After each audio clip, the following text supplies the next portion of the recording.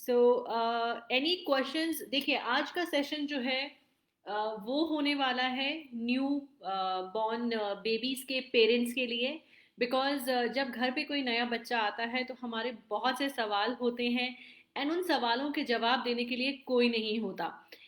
होते हैं, but they all are not very qualified to give you the right information. बहुत सारी ऐसी मिथ जुड़ी हुई हैं कुछ चीज़ों के साथ, जो कि एक मदर और एक फादर दोनों की लाइफ को काफ़ी कॉम्प्लेक्स कर देता है, एंड बेबी केयर को थोड़ा डिफिकल्ट कर देता है।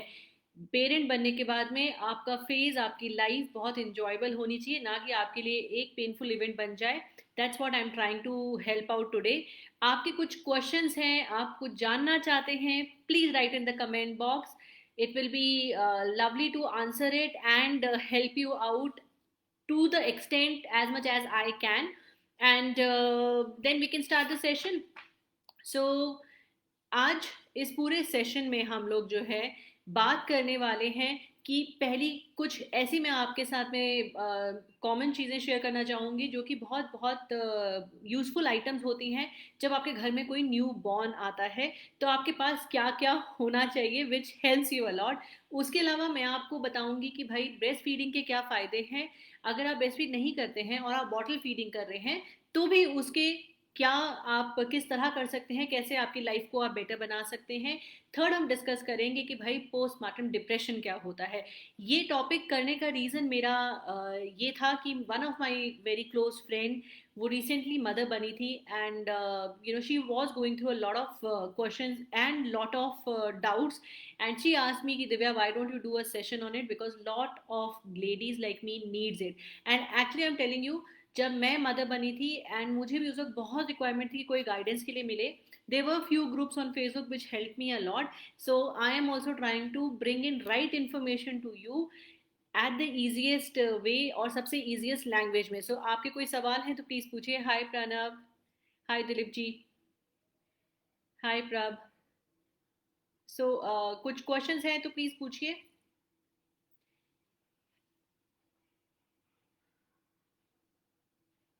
सो फर्स्ट ऑफ ऑल मैं एक बार फिर आप सबका वेलकम करती हूँ। पहले तो good evening, hello, happy new year, and welcome to my channel pharma Devi. यहाँ मिलेगी आपको जानकारी और जांच भारी। आज जो है मैं आपको जानकारी और जानकारी ही देने वाली हूँ। जांच तो मैंने अपनी रिसर्च कर ली है, मैंने अपने मेडिकल आर्टिकल्स पढ़ लिए हैं। आपको मैं दूंगी जांच करके इस टॉपिक के बारे में खूब सारी इंफॉर्मेशन। अब आपके बस सवालों का वेट है। जैसे ही आपके सवाल पोर इन करेंगे then I will start answering, क्योंकि अगर मैं शुरू हो गई एक लेक्चर देना तो फिर ये तो भाई कॉलेज स्टार्ट हो जाएगा। सो हाय, हाय हिराल। सो अगर कोई क्वेश्चंस है हिराल आपके, प्रभ आपके कोई क्वेश्चंस हैं तो प्लीज पूछिए। अगर आपके घर पे, इवन आप अगर फैमिली मेंबर हैं, आप खुद पेरेंट नहीं है, अगर आप एक न्यूबॉर्न के फादर हैं, न्यूबॉर्न की मदर हैं, आपके कुछ सवाल हैं लिखिए। अगर आप फैमिली मेंबर्स हैं, आप चाहे उनके ग्रैंडफादर हैं, ग्रैंड मदर हैं, उनके चाचा चाची मामा मामी कोई भी हैं, अंकल हैं, आंटीज हैं, फ्रेंड्स हैं, बट आपके पास कुछ क्वेश्चंस हैं जिनको बारे में आप सवाल जवाब जानना चाहते हैं, मैं आपको वो जवाब दूंगी। And please help out the new parents. It is very important जब कोई न्यू पेरेंट बनता है तो आप उनकी जितनी ज़्यादा मदद कर सकेंगे वो उनके लिए उनकी लाइफ को उतना ज़्यादा ईजियर बना पाता है। So I think few people have joined in, but still we are waiting for few more to join, क्योंकि थोड़े ज़्यादा लोग आ जाएंगे तो I would like to cover the session faster. So no questions till now. Please please पूछिए, questions पूछिए, because that's an essential thing. Questions नहीं होंगे तो मैं क्या करूंगी सेशन में। Anyways, so before anybody start asking, let me tell you कि एक पेरेंटिंग का सेशन क्यों इम्पोर्टेंट होता है। जब हम प्रेग्नेंट होते हैं, जब हमारी प्रेगनेंसी चल रही होती है, तो न्यू बॉर्न बेबीज के आने से पहले हम लोग खूब प्रिपरेशन करते हैं, काफ़ी बुक्स पढ़ते हैं, एंड देन हम लोग प्रिपेयर करते हैं कि भाई जब बच्चा आएगा तो हम क्या क्या करेंगे। बट एक्चुअली जब बच्चा आता है उस वक्त हम लोग काफ़ी क्लूलेस हो जाते हैं कि हम क्या करें। हमें नहीं समझ में आता है कि हमें ये करना चाहिए क्या वो करना चाहिए, बिकॉज जब आप न्यू पेरेंट होते हैं एक्चुअली आपके लिए एक्सपीरियंस उसी वक्त गेन कर रहे होते हैं। It is like a being in a job, और ये तो एक ऐसी जॉब है जिसमें आपको कोई ट्रेनिंग भी नहीं देता है। There is no training period, directly आपके हाथ में बच्चा दे दिया जाता है और आप बस डे वन से शुरू करते हैं। मदर है तो उसको बेचारी को फीडिंग वीडिंग सब देखना पड़ता है, फादर है तो वो उसके डायपर चेंजेस, उसको बेबी केयर, उन सब में हेल्प करते हैं। आज का टाइम बहुत बदल चुका है। द बेस्ट पार्ट इज कि now partner also give you the whole support and they also take care of your baby, so that is a good part. But still there are few places, कुछ जगहें हैं जहाँ पे पूरा support women को नहीं दिया जाता है, makes it very difficult for women to take care of baby. No doubt human being को भगवान ने ऐसा बनाया है कि वो अकेले भी कर सके, बट अगर हम एक कम्युनिटी में हैं, हम एक फैमिली में हैं, हम एक सर्कल में हैं, so why not to help each other. क्योंकि बच्चा सिर्फ औरत ने तो बनाया नहीं, बच्चा फादर ने भी साथ में बनाया है, and it is responsibility of both of the partners to take care of a child. So वो एक ज़रूरी चीज़ है that father and mother they both has to take care of child together, and then बच्चे की life better हो पाती है। Now अब हम बात करते हैं कि कुछ चीज़ें ऐसी जो बहुत हेल्पफुल रहती हैं। There is one book, what to expect when you are expecting. ये एक ऐसी किताब है, ये आपको बहुत से गायनाकोलॉजिस्ट हमेशा बताएंगे ड्यूरिंग द प्रेगनेंसी पढ़ने के लिए। मैंने भी पढ़ी थी, क्वाइट इंटरेस्टिंग बुक, सब कुछ बताती है क्या करना चाहिए, किस ट्राइमेस्टर में कैसे करना चाहिए। उसी तरह उसका एक नेक्स्ट वर्जन है which is what is to expect in first year of pregnancy. Book अच्छी है, बट ट्रस्ट में या तो इसे आप प्रेगनेंसी में पढ़ लीजिए तभी काम आएगी। अगर आप पोस्ट प्रेगनेंसी पढ़ने की कोशिश करेंगे तो भगवान ये जो बच्चा आपकी लाइफ में देने वाले हैं, वो बच्चा आपकी लाइफ में से आपका समय खींचने वाला है। आपके पास समय नहीं होगा ये सब पढ़ने का। तो अगर आपको पोस्ट प्रेगनेंसी क्या करना है, बेबी केयर कैसे होता है, वो सब की नॉलेज भी आपको ड्यूरिंग द प्रेगनेंसी पीरियड ही कर लेनी चाहिए। सो ये बुक अच्छी है, आप इसको पढ़ के देख लीजिए, या फिर जो भी नॉलेज है आपकी एटलीस्ट वो आप लोग पहले ले लीजिए। Now I hope I am audible to everybody, सबको सुनाई दे रहा है ठीक से? सॉरी मैंने पूछा नहीं। इंस्टाग्राम पे, फेसबुक पे, am I audible properly? Okay. अब इस बुक के अलावा और कौन सी चीज़ें जो आपके पास ज़रूर होनी चाहिए प्रेगनेंसी के, जैसे आप लास्ट ट्राइमेस्टर में हैं, ये सब चीज़ें प्रोक्योर करके रख लीजिए। एक है car seat. Car seat actually बहुत काम आती है। न्यू बॉर्न से लेके till the child goes 5-6 years के हो जाते हैं, तब तक कार सीट यूज़ होती है। सो कार सीट में इन्वेस्ट करना बिल्कुल वेस्टेज नहीं है, it is a very good thing. मेरी बच्ची अभी 3.5 साल की हो गई है एंड हम आज भी यूज़ कर रहे हैं, and it is very safe thing to use. Second thing जो आपको ज़रूरी चीज़ है वो है एक बेबी कैरियर बैग्स आते हैं या बेबी कैरियर्स आते हैं, जिसमें आप बैग की तरह वो एक डिज़ाइंड होते हैं और आप बेबी को उसमें रख सकते हैं। ये बहुत यूज़फुल चीज़ है। चाहे आपका नॉर्मल बेबी बर्थ हुआ हो, चाहे आपका सी सेक्शन हुआ हो, बेबी को उठा के घूमना थोड़ा टफ हो जाता है।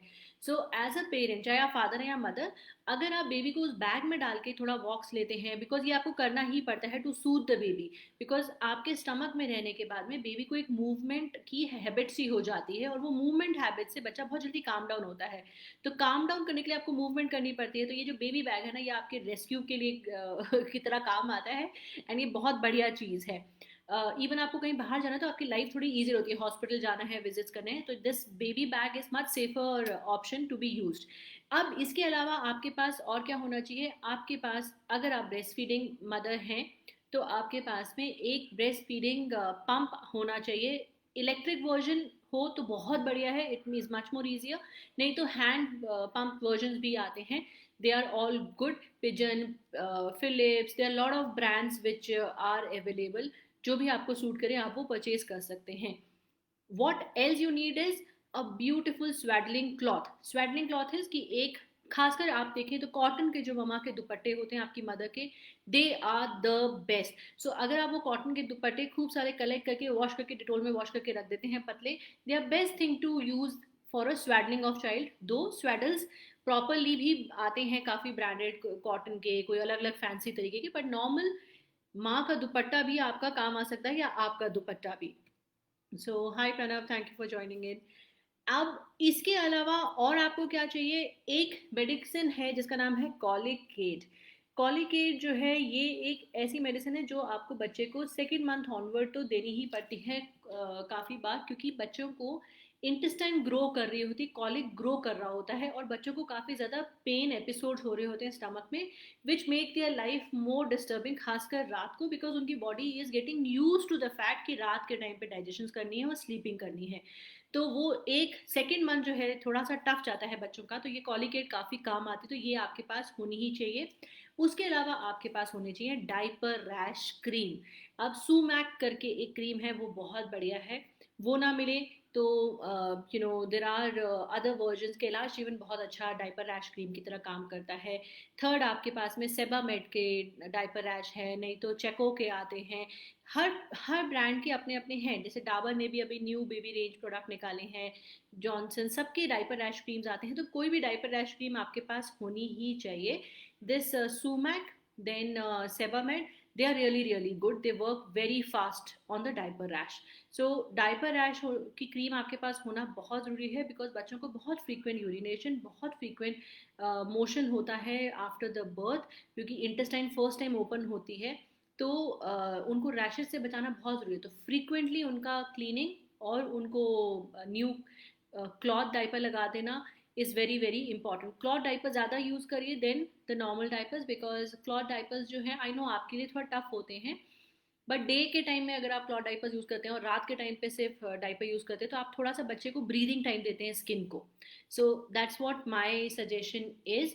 उसके अलावा आपके पास होना चाहिए एक सेफ्टी गेट। ये आपको इमीडिएटली ज़रूरत ही पड़ेगी, बट आपको 6-7 मंथ की एज के बाद में बच्चे के लिए सेफ्टी गेट की ज़रूरत पड़ेगी। Safety gate is basically simple जंगले वाला गेट होता है, जो कि किचन या फिर किसी और ऐसे रीजन के एरिया में आप लगा के बंद कर सकते हैं, ताकि बच्चा कहीं ऐसे एरियाज में ना पहुंचे जहाँ पे बच्चे के लिए सेफ्टी हैजार्ड्स हों। खासकर kitchen and all is quite unsafe place. और इसके अलावा हमें चाहिए होते हैं येस दीज कॉर्नर प्रोटेक्टर्स। ये बड़ी इंपॉर्टेंट चीज़ है, जैसे ही बच्चा चलने लगेगा या क्रॉल करने लगेगा, वो इधर उधर जाके ठुकेगा ही, और तो उसकी सेफ्टी के लिए आपको ये चाहिए होगा। So these are few stuff which really makes life quite easy. तो ये सब आपके पास होना चाहिए। एक जो लास्ट चीज़, जो मेरी लास्ट टिप है आपके लिए, वो ये है कि बच्चों को सूदिंग करने के लिए हमें काफ़ी घुमाना पड़ता है, गोद में ले लेके घूमना थोड़ा टफ होता है, तो आपके लिए प्रैम बहुत हेल्पफुल होती है। मेरे केस में मेरा सी सेक्शन था और एक और मेजर सर्जरी हुई थी, तो मेरे लिए और भी टफ था बच्चे को उठा के चलना।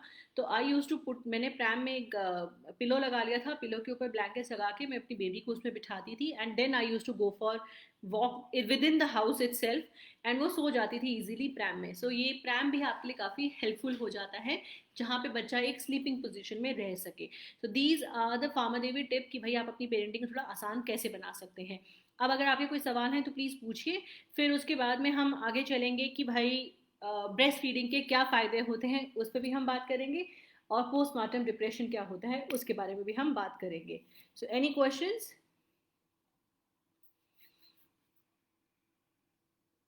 Okay, we are still waiting for questions to come in. Yeah. So, Mr. Pranav, you have a question. What are the precautions to be taken for babies younger than a year old, especially in COVID-19 time?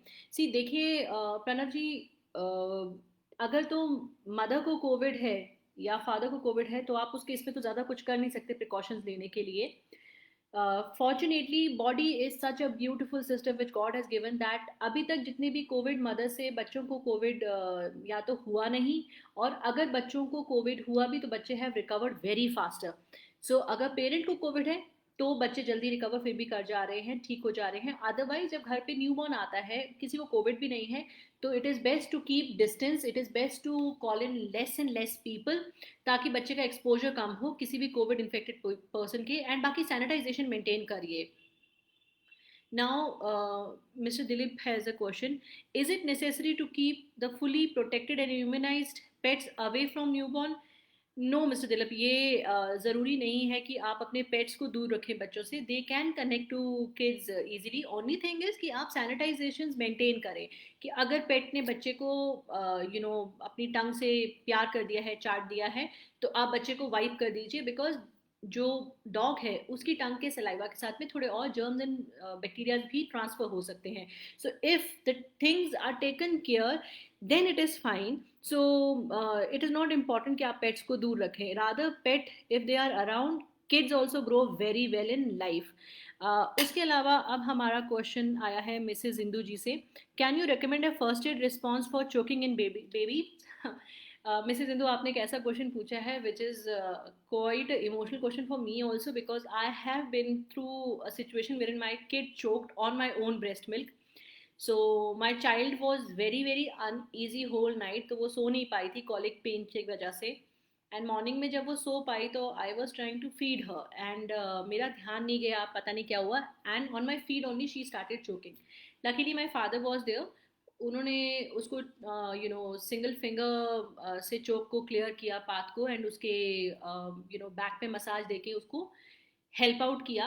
अगर मुझे आपको choking के बारे में बताना है कि कैसे आप हेल्प कर सकते हो, जब बच्चा चोक कर रहा हो तो डिपेंड करता है. अगर वो लिक्विड पे चोक कर रहा है तो आप उसको एक साइड पोजीशन पे ले सकते हैं, राइट साइड पे लीजिए और उसकी बैक पे मसाज करिए इन अ दिस पोजीशन. सो आपका बच्चा ऐसा है, आप उसको टेढ़ा करिए एंड देन उसको मसाज दीजिए. सेकेंड वे इज कि उसकी पाइप आपको लगता है कि अभी भी चोक्ड है and the child is getting bluer, then in that case probably clean hands. आपको जहाँ आपके नेल्स बड़े ना हो, आपको you have to put a finger in the mouth of a child and try to remove that blockage causing thing. नहीं तो straight करिए बच्चे को एंड गिव अ मसाज. तो massage is the first thing कि आप उनको टैपिंग करिए बैक पे and that will help them to get free of a choke. But definitely go to a doctor immediately after that. अब बात हो रही है, एक और क्वेश्चन आया है हमें इंस्टा पे. Nowadays children tend to spend too much time on their parents phone laptop, is it healthy? ऐसा है mister Pranav, it's not healthy if it is use for longer time. It is same as it is for us कि अगर हमारे लिए healthy नहीं है तो बच्चों के लिए भी हेल्दी नहीं है. बट हम किड्स वही करेंगे जो वो पेरेंट्स को देखते हैं, या तो हम कंट्रोल करें तो बच्चे कंट्रोल करेंगे. बट अगर आप लिमिट पे बच्चों को दिखा रहे हैं देन दैट इज ओके. उसके बाद में उनकी आई एक्सरसाइजेज एंड ऑल करवाएं, that is very important, because बच्चों के आजकल ऑनलाइन स्कूलिंग भी हो रही है. सो इट इज़ इम्पॉर्टेंट कि आप लिमिट पे उनको ये सब चीज़ें करने को बोलें, देन इट इज़ फाइन. अगर बियॉन्ड द लिमिट होता है then obviously it is not healthy for them, because eyesight अगर एक बार वीक हो गई, because it's a growth phase, it will cause them a damage for in a longer period of time. Though इस topic के ऊपर I will further come up with a video in future. Now thank you Mrs Raka. So any other questions? So जब तक कोई और questions आते हैं, let me talk about कि भाई ब्रेस्ट फीडिंग का क्या फ़ायदा है. Lot of myths are there. कोई कहता है कि भाई ब्रेस्ट फीडिंग इसलिए नहीं करनी है क्योंकि I am not able to have normal food, normal life, मेरे को बच्चे को फीडिंग करनी पड़ रही है तो मैं कुछ और खा नहीं पा रही हूँ, बहुत ज़्यादा बंदिशें हो गई हैं ये वो, तो मेरे को फीडिंग नहीं करनी है. सम पीपल से कि भाई my body is not coping up, मुझसे नहीं हो पाएगा, the shape of a body will be change for ever. कुछ लोगों को लिए अनफॉर्चुनेटली ब्रेस्ट फीड आ नहीं पाता है. कुछ लोगों के केस में lot of other myths are also around कि भाई ब्रेस्ट फीडिंग के ड्यूरिंग मुझे हैवी फूड खाना पड़ेगा तो I will gain weight. So बहुत सारी मिथ हैं. अब मैं बात करती हूँ कि भाई ब्रेस्ट फीडिंग का फ़ायदा क्या है. Very very important. The moment your child is born you have to feed your child. Remember, उस वक्त एलिक्सर ऑफ लाइफ आपको भगवान बना के देता है आपकी ब्रेस्ट फीड के अंदर. अनटिल आपको कुछ इशू है, medical issue where in your breast can not give out the milk, होती है, ये कॉम्प्लिकेशंस भी होती हैं, that is a separate issue. Otherwise if you do not try within 24 hours to feed your child, तब भी आपका ब्रेस्ट फीडिंग जो है सिस्टम डिले हो सकता है, आपकी ब्रेस्ट फीड की क्वालिटी क्वांटिटी कम हो सकती है. सो इट इज़ इंपॉर्टेंट कि विद इन 24 आवर्स की विंडो में you feed your child, because आपको निकलता है क्लोस्ट्रम, और जो क्लोस्ट्रम होता है वो बच्चे के लिए एलिक्सर ऑफ लाइफ है, जिसके अंदर खूब सारे एंटीबॉडीज़ होती हैं, एंटीबायोटिक्स होती हैं, उसके अंदर जर्म्स एंड वायरसेस से फाइट करने के लिए मेडिकेशन होती है. एज आई वाज सेइंग कि कोविड के केसेस में आधे से ज़्यादा बच्चे अपनी माँ की ब्रेस्ट फीडिंग से ही बच पाए हैं. ब्रेस्ट फीड एक इतनी ब्यूटीफुल चीज़ बनाई है भगवान ने कि अगर आपका बच्चा बीमार है, कुछ भी प्रॉब्लम हो रही है, चाहे उसे पेट में दर्द हो रही है, चाहे उसे डायरिया हो रहा है, चाहे आपको लगता है कि उसको खांसी है, जुकाम है, जॉन्डिस है, increase the breast feeding cycles. The moment you more feed your child, आपका बच्चा जल्दी रिकवर करता है. वाई? बिकॉज ब्रेस्ट फीड जो है वो आपकी कस्टमाइज होती है बच्चे के हिसाब से. मेरे बच्चे के लिए मेरी बॉडी कस्टमाइज तरीके से फीडिंग बनाएगी, किसी और के बच्चे के लिए उस बच्चे के हिसाब से कस्टमाइज फीडिंग बनाएगी. किस बच्चे को क्या चीज़ ज़्यादा चाहिए, बॉडी का ब्रेस्ट मिल्क अपनी क्वांटिटीज क्वालिटी ऑफ न्यूट्रिशन को चेंज करता है. So that's what the miracle about the breast feeding. Breast feeding is very essential and very important. Lot of people वो नहीं समझ पाते हैं कि भाई ब्रेस्ट फीडिंग का क्या फ़ायदा है, पर trust me it is very important. Second thing, खाने की बात आती है कि भाई रिस्ट्रिक्शन ऑफ फूड आता है कि ये मत खाओ वो मत खाओ, तुम ये नहीं खा सकती, ब्रेस्ट फीडिंग में निकलेगा। ब्रेस्ट फीड में आपका फूड बहुत नेग्लिजिबल अमाउंट में निकलता है। जो भी फ़र्क फूड का पड़ने वाला है वो बच्चे ज़्यादा आप पे पड़ने वाला है। अगर आप बच्चे को सोचते हैं कि मेरा बच्चा मोटा करना है, मैं खूब घी पी लूँ, सॉरी, वो घी आपकी बॉडी में जमेगा, बच्चे के अंदर नहीं जाने वाला है। आपको न्यूट्रिशियस फूड खाना है, नॉर्मल फूड खाना है, आपकी रोटी सब्जी दाल ये सब चीज़ें होनी चाहिए। ये कहीं से लॉजिकल नहीं बनता है कि आप पूरा इंडिया में ये बहुत कस्टम है कि भाई पहले 10 दिन तक किसी को नहाने नहीं देते, फिर 40 दिन तक एक ही जैसा खाना खिलाएंगे, घी के भर भर के चम्मच पिलाएंगे, लड्डू खिलाएंगे। सॉरी, ये सब चीज़ें काफ़ी ज़्यादा over the period of time nutrition से ज़्यादा अब ये एक ऐसा ट्रेंड बन गया है where it is leading toward the postmortem depression to women's. It is not helping them at all. So normal nutritious food अगर आप खा रहे हैं, अच्छे से आप अपने लिक्विड्स ले रहे हैं जैसे आप नॉर्मली लेते हैं, दैट इज़ गुड इनफ। आपकी बॉडी ने जो मिल्क बनाना है, that milk it is gonna make with the help of your blood vessel से जितना उसको न्यूट्रिशन मिल रहा होगा उन सब से वो निकाल लेगा and it will make it for the child. आप कैसे हैं उस पर डिपेंड नहीं करता है। अगर ऐसी बात है तो फिर बहुत lot of people who cannot afford a good food, still they are breastfeeding their children and they are all healthy. Sorry, I'm cutting the topic here and taking a question. Hello Aditi ji, thank you so much. Children tend to fall down a lot from bed or even elevated surfaces as if they can't understand depth. Is it true? That is true, Mr. Pranam. Children who are, younger, who are at least 18 to 19 months younger, they can't understand that, what is the depth of an area and उससे उसको चोट लगेगी या नुकसान होगा। Post 15 month थोड़े बहुत बच्चों में अंडरस्टैंडिंग बढ़ जाती है and then they can take care of themselves. मेरी तो daughter use to enjoy to jump backward and काफ़ी बार ऐसा हुआ है कि मेरे सामने ही मैं I'm standing on the one corner of the bed and she's on the another corner and she had fallen down. So falling down होते रहते हैं। फॉर्चुनेटली भगवान ने बॉडी की बोन्स को बच्चों के केस में काफ़ी ज़्यादा सॉफ्ट एंड काफ़ी ज़्यादा ऐसा बनाया होता है कि जो कि इम्पैक्ट्स ले सकता है, खासकर स्कल वाले पार्ट में। If you touch the baby head here you will understand that उनका यहाँ स्कल पार्ट ओपन होता है। That is open because of this reason that एक तो ब्रेन ग्रोथ हो रहा है, स्कल का ग्रोथ हो रहा है, on top of it then God also know कि चाइल्ड को इंजरीज होंगी बिगनिंग ऑफ द लाइफ में। सो ये सब इंजरीज टेक केयर कर सकते हैं, but still the moment there is a injury which is very very high impact, या फिर बच्चे को ब्लू ब्रूसेस हो गए हैं, रेड ब्रूसेस हो गए हैं, या बच्चे को ब्लड आया है, you have to immediately rush to doctor. चाहे इंजरी छोटी हो बड़ी हो, it is always better to observe the child कि कहीं उसे फेंटनेस तो नहीं हो रही है, कहीं बच्चे को वॉमिटिंग तो नहीं शुरू हो गई है, और भी बहुत सी चीज़ें हैं जो हम नोटिस कर सकते हैं and we should take them to doctor, we should not ignore it. Now हाँ, हम ब्रेस्ट फीडिंग की बात कर रहे थे। सो ब्रेस्ट फीडिंग के और क्या फ़ायदे हैं? ब्रेस्ट फीडिंग के फ़ायदे पर्सनली एज अ विमेन को क्या है, आपका वजन बहुत जल्दी उस वेट पे आ जाता है ब्रेस्ट फीडिंग करने की वजह से, जो कि आपका ड्यूरिंग बिफोर द प्रेगनेंसी होता है। तो मतलब आपने प्रेगनेंसी जब से शुरू की थी जिस वजन पे, आप सेम वजन पे वापस आ जाएंगे with the help of breast feeding. आपके यूट्रस की कॉन्ट्रैक्शन में हेल्प करता है। तो कभी कभी फीडिंग के during you may feel a pain in your uterus part और एब्डोमेन पार्ट, जैसे मेंसेस की पेन होती है वैसी पेन महसूस हो सकती है। दैट इज बिकॉज आपका यूट्रस कॉन्ट्रैक्ट करता है with the breast feeding each session. So आपके यूट्रस की कॉन्ट्रैक्शन बिकॉज ऑफ दिस होती है। नहीं, उसके अलावा ब्रेस्ट फीडिंग का और क्या फ़ायदा है, that it will keep you be in a little more happier stage, और इसमें कुछ ऐसे हार्मोन्स रिलीज करता है जो कि पोस्टमार्टम डिप्रेशन को भी थोड़ा बहुत हद तक डिक्रीज करेगा। बट ये तभी हो पाएगा, पोस्टमार्टम डिप्रेशन के जो चांसेस है वो तभी कम हो पाएंगे अगर आपको सपोर्ट है, आपका कोई केयर कर रहा हो, तब हो पाता है। So these are all major things which I have told you कि भाई क्या क्या फ़ायदा होता है ब्रेस्ट फीडिंग का। इवन मेंसुरेशन या फिर जो आपको क्या बोलते हैं एक्सेसिव ब्लीडिंग होती है पोस्ट द बेबी बर्थ, उन सबको भी कंट्रोल करता है if you are doing a breast feeding to your child.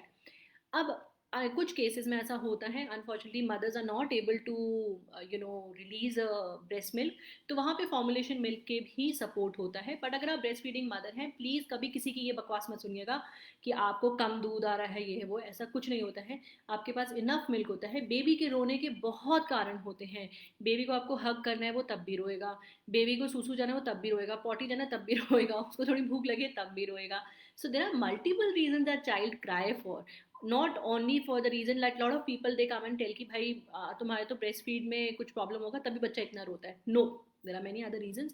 So stop blaming yourself for that. And if somebody tells you, please listen from one ear to another ear and throw them out. आप किसी को समझाने जाएंगे तो it will just make the situation difficult for you, because lot of people at this age they don't understand कि कुछ myth बहुत सालों से बन गई हैं. So just ignore it and take care of yourself. Mrs. Ninduju का है, baby seem to sleep a lot, sometimes almost all through the day. Is that normal? Yes, Mrs. Ninduju, that's absolutely normal कि बच्चे भाई लंबा सोते हैं. बच्चों को 18-18 घंटे सोना चाहिए, छोटे बच्चों को. And that is important for their growth, because sleep में ही उनकी ग्रोथ ईजिली हो पाती है. उनको कम महसूस होगी अपनी ग्रोथ स्प्रंट के ड्यूरिंग बोन के पेन्स और अदर ऑर्गन्स के pains. So sleep is essential for them. If they are sleeping throughout the day, that is also fine. What is important is कि आप हर 4 घंटे के इंटरवल पे बच्चे को फीड करें. इवन एक बच्चा सोया हुआ है, एक बार उठाइए, चेक कर लीजिए कि बच्चे को भूख तो नहीं है. भूख चेक करने का तरीका क्या है? If child is sleeping and in the sleep also child is moving the tongue out like this, so that means he or she is hungry. तो hunger spunks उठाइए बच्चे के, उसको feed करिए. Every 4 hour to 5 hour keep a child close to your breast and see if child is trying to feed, या फिर bottle feed करके देख लीजिए. वो ध्यान रखिए. फिर throughout the day सो भी रहा है तो that is okay. और अगर सो रहा है तो माँ भी साथ में सो जाए. That is very very essential. बाप भी सो जाए, because otherwise child will never give you time. I remember my time that हम लोग रात भर अगर उठे होते थे तो मेरा बिकॉज सर्जरी हुआ था, it was very difficult for me to carry her. So I use to feed her, give it to my husband. Whole night like a zombie he use to be awake. And जैसे ही वो morning होती थी, my parents, my in laws, कोई भी आ जाता था, हम उनको बच्चा देते थे, हम सो जाते थे. So completing your rest is really really important. वो आप करते रहिए. If you have a supportive family, it is really good. And अगर यहाँ फैमिली मेम्बर्स हैं तो आई रियली रिक्वेस्ट देम कि न्यू पेरेंट्स को सपोर्ट करिए, बिकॉज उनकी लाइफ में ये सब कुछ नया है. They haven't experienced it, they need your support. So that is very essential. Hi Shubhra. So any other further question? अच्छा, अभी कुछ कुछ मिथ के बारे में बात कर लेते हैं. कहते हैं कि भाई बेबी को पूरे टाइम स्वेडलिंग करके रखिए, मतलब टाइट कपड़े में ना बांध के रखिए.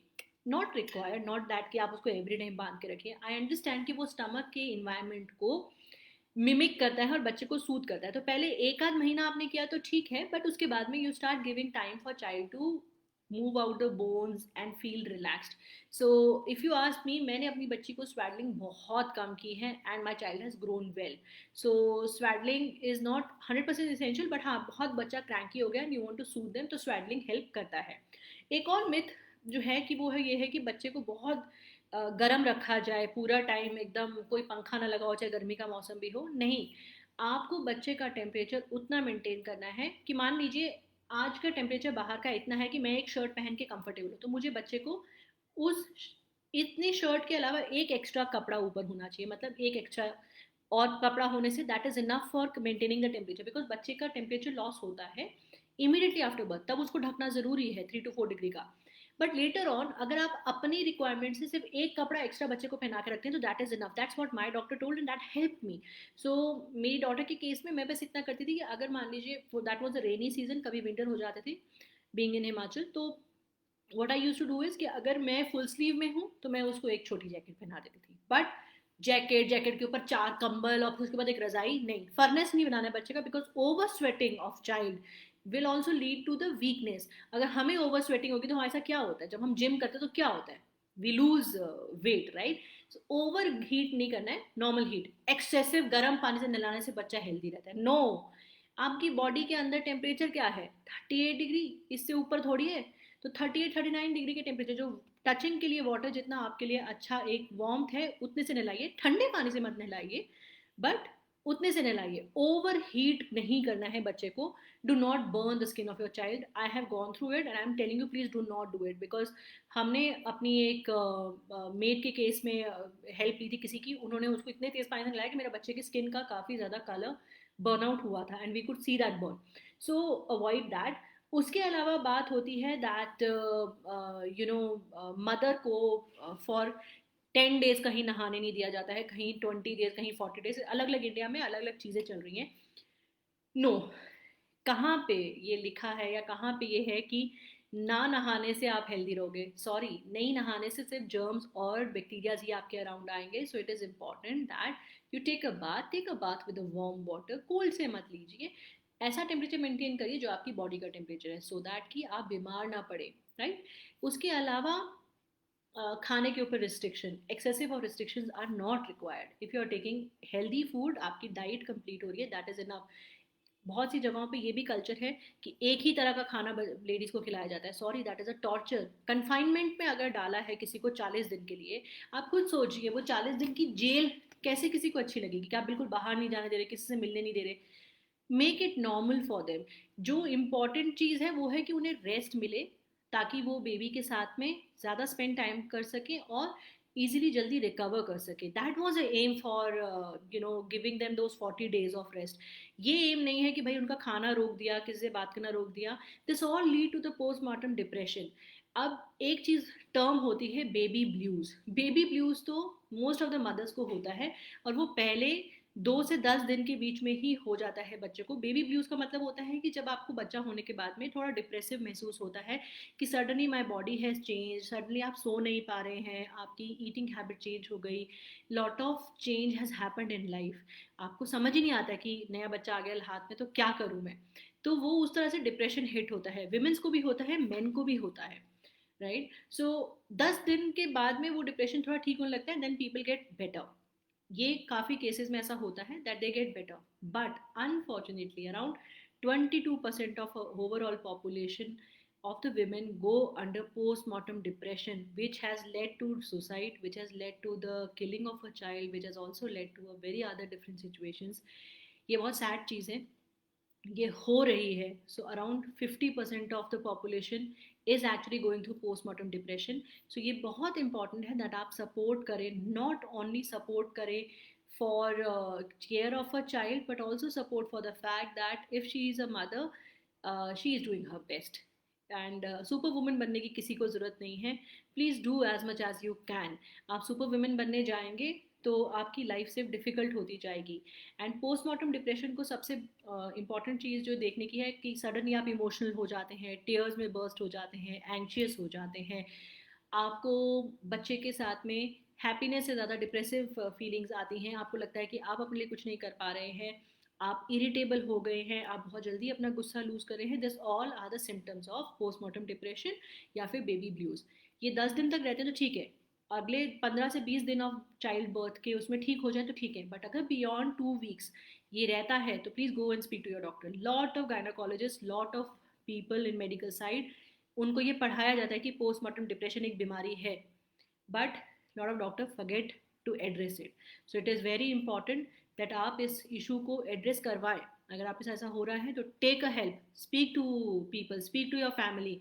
It is important that the more you speak the better you get, and you can fight this issue and you can feel far better. उसके अलावा पोस्टमार्टम डिप्रेशन में एक और चीज़ जो इम्पॉर्टेंट फैक्टर होती है वो ये है कि have a normal, start having normal life. कि बच्चे को लेके थोड़ा सा वॉक कर लिया, थोड़ा इतना जो आपकी स्ट्रेनिंग ना हो बॉडी के लिए, थोड़ा बाहर निकले, थोड़ा बात की. सो ये जो सिर पे स्कार्फ बांध लेना, मुंह बांध लेना, sorry, this is all not required. Normal body temperature अगर आप अपना मेंटेन करते हैं सो दैट इज़ इनफ. आप अपने आप को एक हॉट फर्नेस में डालने की आपको ज़रूरत नहीं है. Still your body can recover and make you feel healthier and better. So अभी और कुछ क्वेश्चंस अगर आते हैं लास्ट में तो ठीक है, otherwise the session is going to end soon. And it was lovely speaking to all. I hope in this short time I could give some information which was useful. अगर आपको लगता है कि और भी कुछ फर्दर आपके क्वेश्चंस हैं और मैं किसी और टॉपिक पे भी कभी बात करूं या लाइव करूं तो मुझे बताइएगा. And do not forget to follow the channel. And till then, bye bye, take care. Is there any questions coming in? Last, hi Sakshi. How does one decipher the, sorry, yeah, uh, be a mother one day week कितनी बार coffee, अच्छा, breast feeding mother, Shubhra ने question पूछा है कि breast feeding mother जो है वो एक दिन में कितनी बार कॉफी ले सकती है. Shubhra, it is okay, you can take 1 cup to 2 cup of a coffee in a day. It is not gonna go in your breast feed and effect child. बहुत एक्सेसिव नहीं ले सकते. सो कभी कभार आप ये ले सकते हैं, so that is okay. So you can take 1 to 2 cup of a coffee in a day, it won't harm anything. और कोई क्वेश्चन है? हाँ. सो मिसेस पुंज, आप शायद ये पूछना चाहते हैं कि हम बच्चों की लैंग्वेज कैसे समझें. आई थिंक मिसेस पुंज ऐसा है कि मदर को समझ आने लग जाती है एक टाइम बाद. You just, I don't know how, but there is a D coding process which God gives you. Only mother can understand the child, और कोई नहीं समझ सकता. मदर के बाद में फादर समझ सकता है. बियॉन्ड दैट बाकी सबके लिए समझना, डी कोड करना थोड़ा डिफिकल्ट होता है. They have to take help of mother and father. And वो कैसे होता है, that's a miracle of God. So so that's it with the live session. अब मैं लाइव सेशन बंद करने वाली हूँ. And thank you so much, thank you everyone for joining in. It was lovely to have you all. There was a question coming in. Yeah Neha, till when we have to give breast milk to baby? So Neha, this is a good question. So breastfeeding आपको अपने baby को करनी चाहिए till जब तक आप करना चाहें. ये आपकी चॉइस है, राइट. कुछ लोग 5 साल तक करते हैं, कुछ लोग 4 साल तक करते हैं, कुछ 3 साल तक, कुछ 2 साल तक, कुछ 1 साल. मिनिमम मिनिमम की बात कर रही हूँ, 6 महीने से पहले आप बच्चे का ब्रेस्ट फीड नहीं रोक सकते. उससे भी बेस्ट है कि आप उसको कम से कम 2 साल ब्रेस्ट फीड करें, बिकॉज देन उसकी बॉडी में ज़्यादा अच्छा सिस्टम बन सकता है, ज़्यादा अच्छा एंटीबॉडी सिस्टम बन सकता है. सो आप 1 से 2 साल के बीच में अगर चलाते हैं तो ब्रेस्ट फीडिंग करवाते हैं, सो बेस्ट है, बेस्ट. सो 1 या फिर 2 साल से पहले मत रुकिएगा. बियॉन्ड दैट आपकी सिचुएशन पे डिपेंड करता है, because lot of people have lot of reason कि उन्हें वीनिंग करनी पड़ती है. लाइक इन माई केस, मुझे 2 साल पे वीनिंग करनी पड़ी because I was going through few other medical complication and मेरी सर्जरीज वगैरह अलाइन अप हो रही थी, तो मुझे बच्चे को वीनिंग करना पड़ा. So there are reasons, then you know it is okay, you can wean them off. Otherwise, a lot of people have been amazing stories wherein they have fed their child till 10 years, 5 years. So ये आपकी choice है कि आप कब तक करें. Minimum उनको 1 से 2 साल तक फीड करें. Yeah Neha, any other question you wanted me to wait?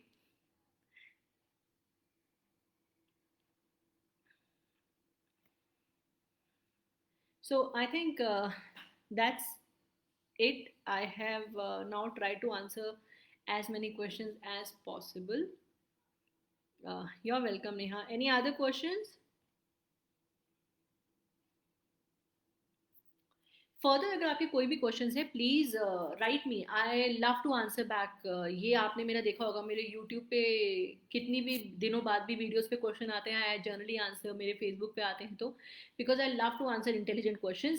And I am lucky कि मेरे को ज़्यादातर ऑडियंस भी ऐसे मिलते हैं जो मुझे बहुत ही रेलेवेंट एंड इंटेलिजेंट क्वेश्चन पूछते हैं. And this all knowledge growth helps me.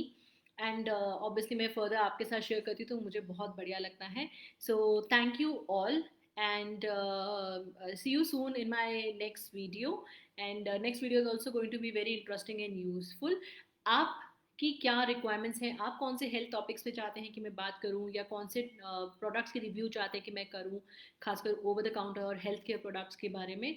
Do let me know. और हमारी 3H टॉक्स की सीरीज़ को ज़रूर चेकआउट करिए. बहुत इंस्पिरेशनल स्टोरीज हम उसमें कवर करने की कोशिश कर रहे हैं. So till then, bye bye, take care, and have a good night and have a good weekend. Bye bye and happy new year once again.